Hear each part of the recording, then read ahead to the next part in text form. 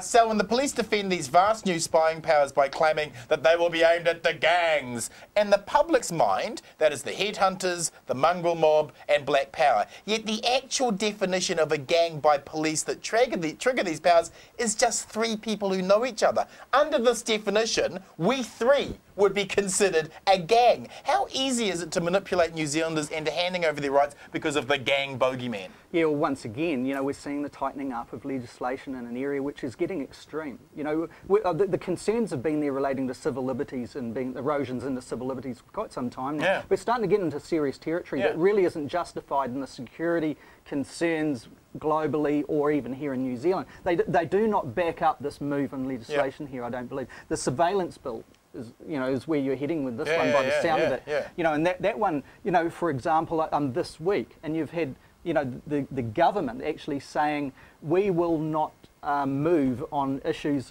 here with this particular bill that are eroding into media rights, for example, about coughing up your contacts. You know, there are areas that are actually fundamental to the country's democracy that are being tampered with here.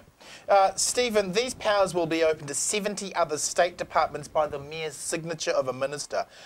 I have real issues about the police being able to spy on me with no oversight. Why should the pork board be able to spy on any one of us? Well, under what grounds? I'm vegetarian. So why would they be spying on you? Why would they be spying on you? Well, you know, look, I think gangs are a problem, but I think this is paranoia, surely to goodness. I mean, we know what a gang is, or you would hope to dear God that these people can identify what a gang is. But the definition is just 3 people who know each other. That's a joke, isn't it? Come on, perhaps you're talking about organised crime. It's a different kettle of fish. And I'm all against law enforcement, but I think paranoia and paranoia driving law enforcement and changes of policy, I think, is ridiculous. I think they need to take a step back, and I think they need to identify what the real issues are and why are kids in South Auckland joining gangs? You know, go and look at those situations, like those absolutely reasons. Proactive issues. No, I really agree too. You know, on the point of view that the police that have got their hands all over this legislation, they will, like any other lobby group, basically, they will take their advisories to a minister and say, we need this. Knowing that you always, when you're going to negotiate something, you always put your line well ahead of where you're going to fall back to. But it seems here that no one's brought it back, right? This national government is actually saying, oh, that's fine, we'll get that through, we've got the numbers in the house. We'll give you everything. Question to both of you. Will trial by TV screen lead to a desensitisation on the part of the jury, leading to more guilty sentencing? What do you think? I think you've got to be in the room. You've got to be in the room, I think you've got to feel the vibe. You know what I mean? You've got to trust your gut instinct and just intuition and sensing the spirit of the person. And whether I think if you're looking at a screen, you can't judge whether they're lying or not. Desensitisation? Absolutely, it's desensitisation. And the other thing too is, building on what you're saying, Stephen, you know, there's a lot to be said to being in the presence of another. You get the feeling of who that person is. You can sniff them out. You can sniff them out. You can tell a liar, right? In some ways, a savvy jurist will be able to see through the great suit facade that perhaps some highly positioned organised criminal would put on.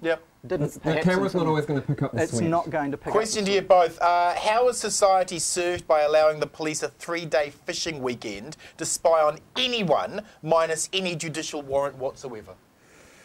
3 days they can spy on you without a warrant. That's a fishing expedition, isn't it? I'd like to think I was that interesting. That's a fishing expedition, isn't it? Well, what amazes me is for the intelligence service, for example, they've got this great wafty and long convention they have to follow where they get a Chief Justice and the Prime Minister signing something before they come in and actually wire you. You know, but the cops, you know, even on a suspicion of criminality, can actually, and I think that there's a tie-up between the two. All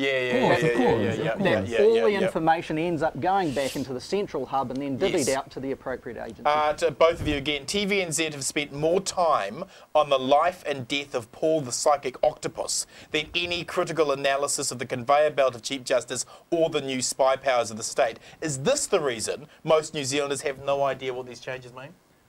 Of course. But again, you know, look, tonight we're going to talk a bit about Paul Henry. It's that whole thing of ratings versus depth and intelligence. And obviously, ratings is the driver, money is the driver. This third time I've said it on the show, like money talks, which is pretty unfortunate if that's what we're coming to. We're sacrificing good journalism and good information being put out there to the public of New Zealand over just money. There's so much I didn't know about Paul the Psychic Octopus that this month I do know. Cool. Oh, he's unbelievable, isn't he? Yeah. Is this the reason why we did this?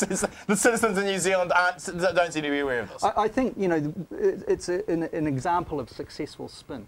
I think the majority of New Zealanders actually believe that the only people that will be affected by such things are these fringe subversives. That, it's that bad group way over there. Yes. It's never going to be around me. But I'm sorry, this actually is going to reach into family group. It's not that big. That's right. It's pretty bloody small. These are very concerning. I don't see why Paul the Psychic Octopus shouldn't be doing the job of the judge and jury. Yeah, why not? Why not? Put him in the course. Wouldn't that work? He'll work it out. Even Stephen, for a medium, who wins and loses with court procedure efficiencies and the search and surveillance powers? Who wins and loses all this? I think bureaucracy wins. I think the law enforcement officers have more fun. It's a bit more exciting for them. I think the course of justice at the end of the day becomes the loser, because I think it becomes a little bit blurred. Who wins, who loses? Yeah, I think there's an element of loss all round, because the identity of the state is actually getting all powerful, and it is not representing the public's interest in this area. You've got, the public are left high and dry. I see it as a loss. Thank you, panel. Coming up, Paul Henry says he was used by TVNZ as a performing snake with a sting in his tail. Isn't he a performing clown with a chip on his shoulder? Citizen A is back after the break.